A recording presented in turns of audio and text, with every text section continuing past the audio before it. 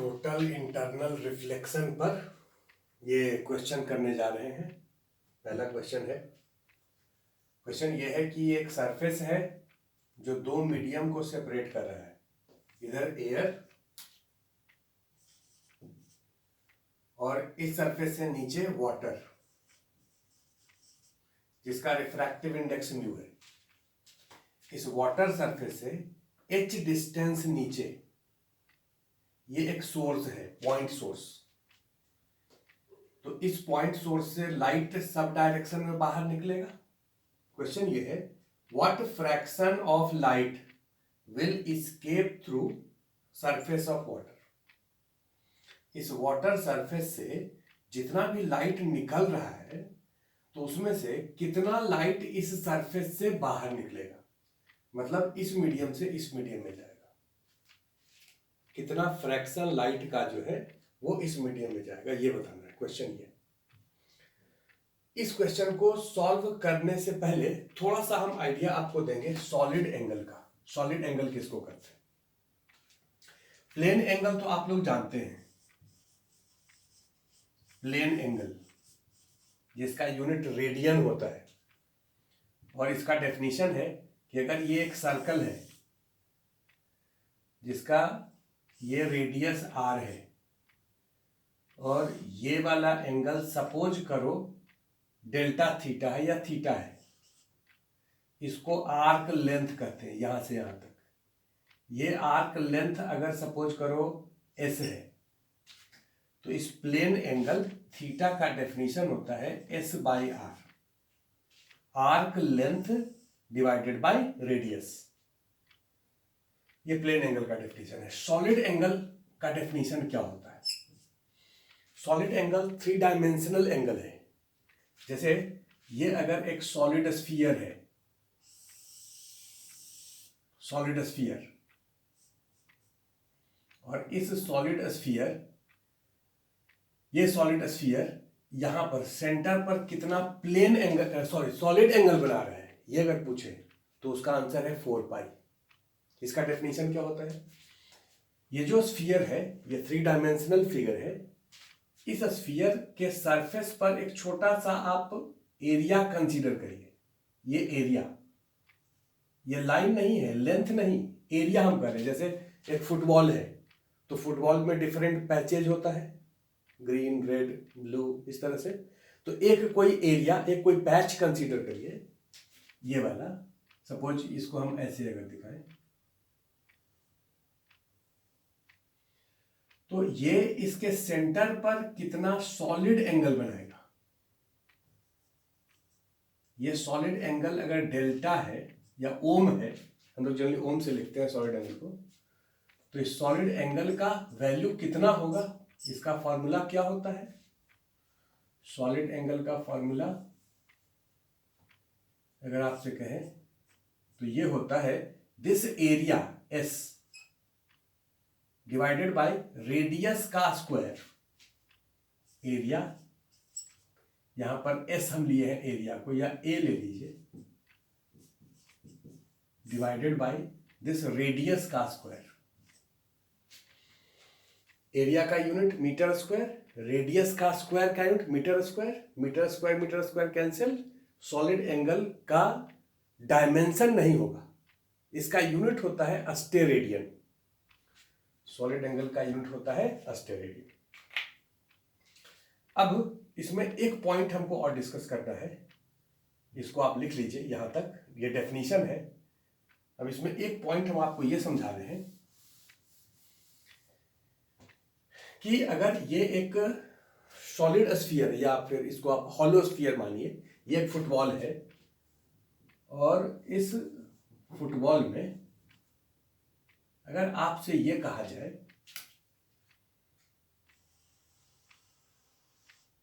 कि इतना जो एरिया है यहां से लेकर के यहां तक, ये एरिया, ये लेंथ नहीं है, ध्यान रहे, ये थ्री डायमेंशनल फिगर है, तो इसको हम लोग एरिया कहेंगे।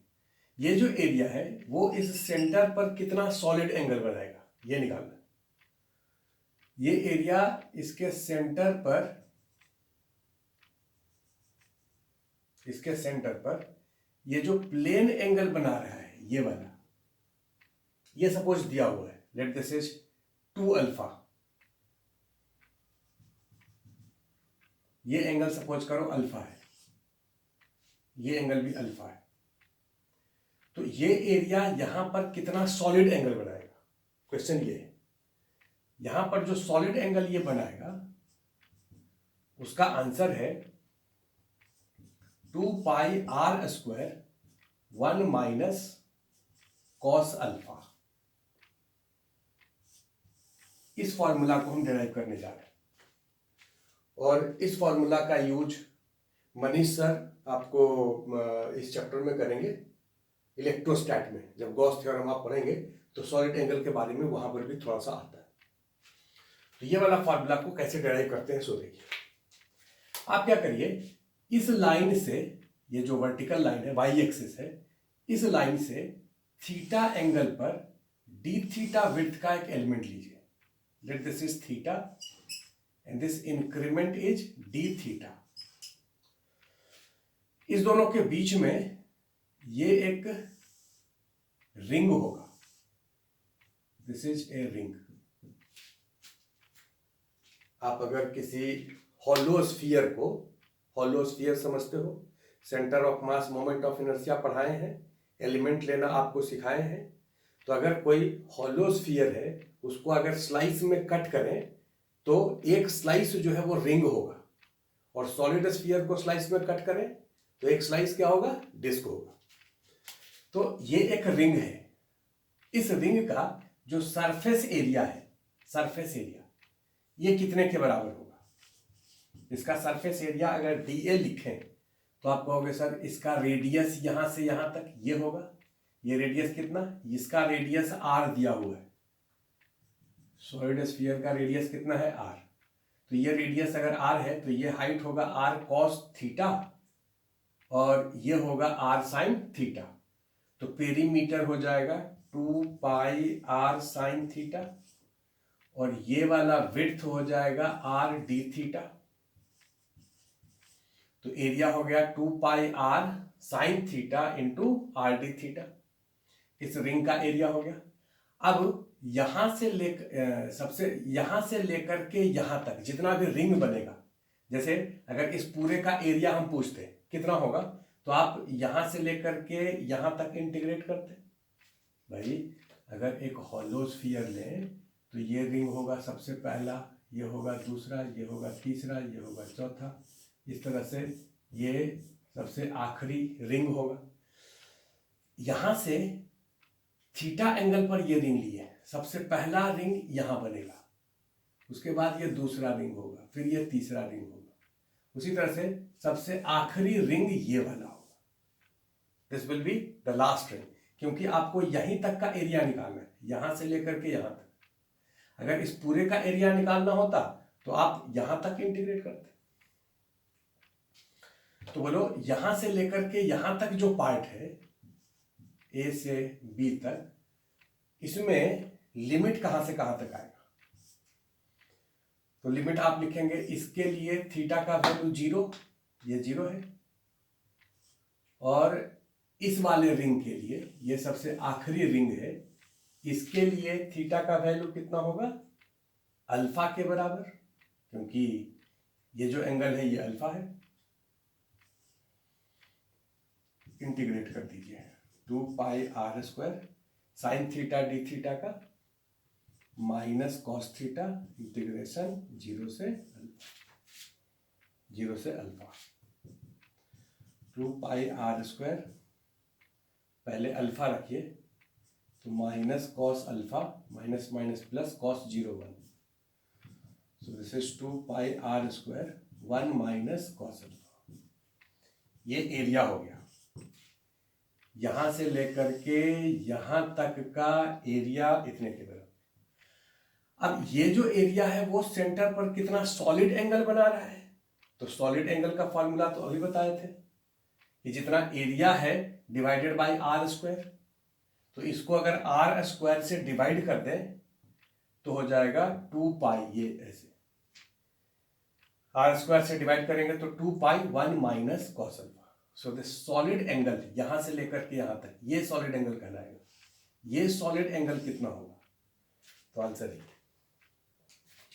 अब अगर हम अल्फा का वैल्यू 90 डिग्री करते हैं, मतलब आपसे पूछें कि इस हाफ सेल के कारण सेंटर पर सॉलिड एंगल कितना होगा, तो हाफ सेल के लिए ये अल्फा कितना हो जाएगा? 90 डिग्री। तो अल्फा का वैल्यू 90 कर दे तो सॉलिड एंगल कितना होगा? 2 पाई। और अल्फा का वैल्यू अगर पाई कर दें तो सॉलिड एंगल होगा 4 पाई। पूरा स्फीयर सेंटर पे सॉलिड एंगल कितना बनाएगा? 4 पाई के बराबर। तो ये सॉलिड एंगल का फॉर्मूला है। अब यहां पर जरा ध्यान दीजिए, ये जो सोर्स है, इस सोर्स से जो लाइट निकलेगा वो तो सब डायरेक्शन में निकलेगा, लेकिन इस सरफेस पर जो लाइट इंसिडेंट कर रहा है, जब एंगल थीटा सी के बराबर होगा, ये थीटा सी और ये एंगल भी थीटा सी, तब तक लाइट रिफ्रैक्ट होगा, ये ऐसे रिफ्रैक्ट होकर के जाएगा। लेकिन इसके बाद जो भी रे इंसिडेंट होगा उसका रिफ्रैक्शन नहीं होगा, वो रिफ्रैक्ट नहीं करेगा। तो इसका मतलब आप क्या करिए कि यहां से यहां तक जितना डिस्टेंस है उतने रेडियस का एक आप सर्कल, एक स्फीयर बनाइए। इतने रेडियस का एक स्फीयर बनाइए, इसको सेंटर मान करके। तो वो स्फीयर ऐसे होगा। ये जो स्फीयर है, ये स्फीयर जिसका रेडियस यहां से यहां तक है, ये आर है, ये आर रेडियस का स्फीयर है। अगर सोर्स, पॉइंट सोर्स यहां पर है, टोटल लाइट जो यहां से बाहर निकल रहा है सब तरफ, ये टोटल लाइट, इसका पावर अगर P है, टोटल लाइट मतलब टोटल जितना एनर्जी निकल रहा है पर सेकेंड, वो अगर P है, तो उसमें से जो एनर्जी इतने पार्ट से बाहर निकलेगा, इस वाले पोर्शन से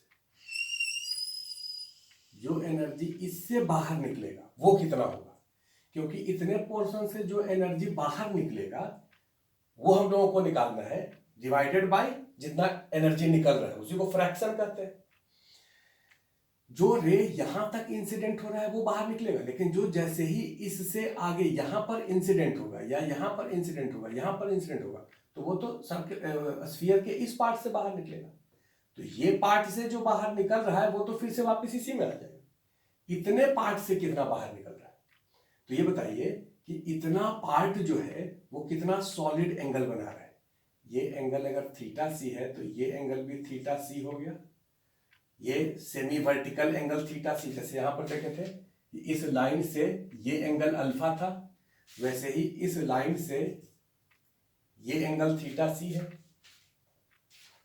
तो सॉल्यूशन में फ्रैक्शन ऑफ लाइट एनर्जी जो बाहर निकलेगा वो कितना होगा? इतना पार्ट जितना सॉलिड एंगल बना रहा है।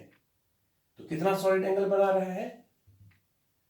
2 pi 1 minus cos theta c divided by जो टोटल सॉलिड एंगल ये बन रहा है, क्योंकि इस पूरे स्फीयर से जो लाइट निकलेगा वो टोटल लाइट होगा। तो पूरा स्फीयर कितना सॉलिड एंगल बना रहा है? 4 पाई। पूरा स्फीयर सॉलिड एंगल बना रहा है 4 पाई।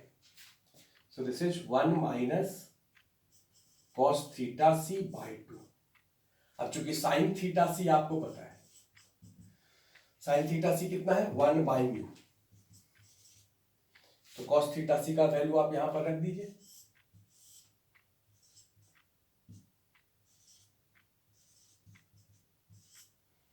कॉस थीटा सी कितना होगा? 1 minus 1 by mu square minus 1 under root divided by 2। ये आंसर हो जाएगा।